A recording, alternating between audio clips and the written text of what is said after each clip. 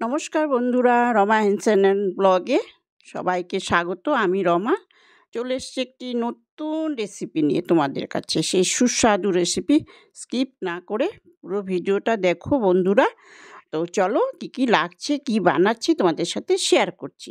ঠিক আছে, তো এখানে দেখো আমি পটলও কেটে নিয়েছি। এখানে দেখো 1 কাপ আমি গোবিন্দ চাল নিয়েছি, গোবিন্দভোগ চাল যেটা বলে সেই চালটা নিয়েছি। তো আসামে এটাকে আমাদের জহা চাল বলে। ঠিক আছে, তো তোমাদের পরিমাণ মতন তোমরা নিবে। আমি ছোটো কাপই নিয়েছি, আমাদের লোক কম, সেই জন্য তোমরা বড় কাপ দিয়েও নিতে পারো। তো এখানে আমি বানাচ্ছি পটল গোবিন্দ। পটলটাকে কেটে ভালো করে ধুয়ে আমি জলটা শুকিয়ে নিয়েছি, জলটা শুকিয়ে নিতে হবে। আর চালটাকে আমি ধুয়ে শুকিয়ে নিব। তো এখানে মশলার ভিতরে দেখো একটু লঙ্কা গুঁড়ো, আদা বাটা, জিরে গুঁড়ো, আর আছে তেজপাতা ফোড়নের জন্য যা যা থাকে, এলাচ, দারচিনি, গোটা জিরে। ঠিক আছে, তো চলো আমি কিশমিশ আছে আর কাজু রয়েছে। নুন চিনিটা আমি পরে রান্না করতে করতে দেবো, যা লাগে ঘিটা দিয়ে করব আমি, এখানে কোনো তেল ব্যবহার হবে না। তো চলো বন্ধুরা, রান্নাটা আমি আগে চালটাকে ভিজিয়ে নিয়ে একটু শুকিয়ে নিই, কেমন।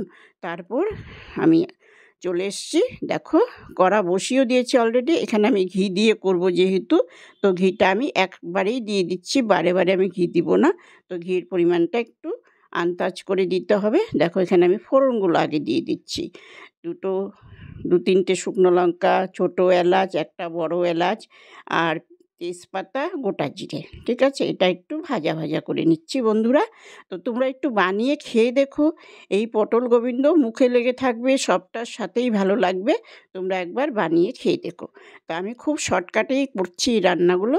তো এখানে ফোড়নটা ভাজা হওয়ার পরে আমি পটলগুলোকে একটু হালকা ভেজে নেব। আমি একদম শর্টকাটে রান্না করি, সেটা তোমরা অনেকেই জানো।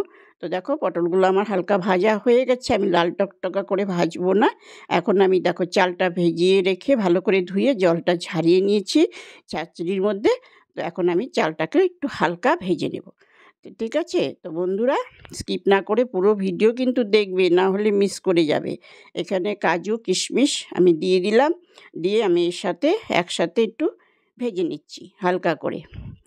তো তোমরা দেখতে থাকো আমি কিভাবে এটা করি, আর খুব সময় কম লাগবে।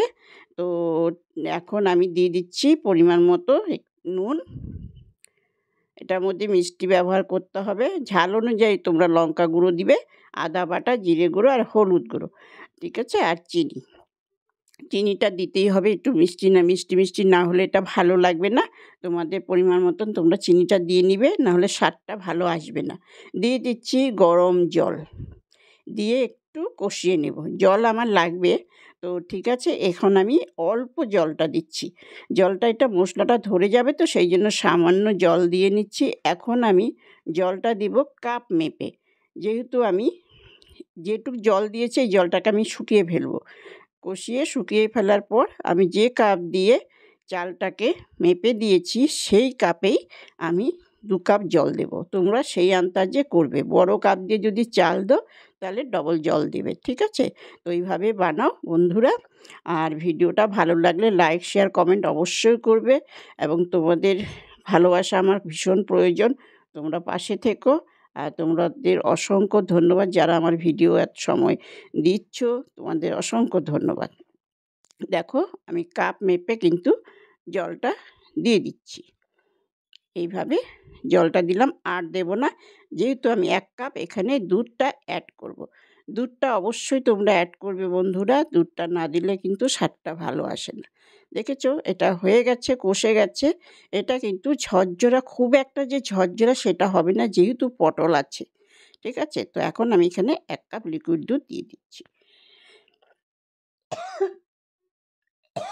সরি গো, পাশের বাড়ি কিছু রান্না হচ্ছে, গ্যাসটাও চলে এসছে। যা হোক, তো আমি সরি। তো এখন আমি এটা ঢাকা দিয়ে দিচ্ছি।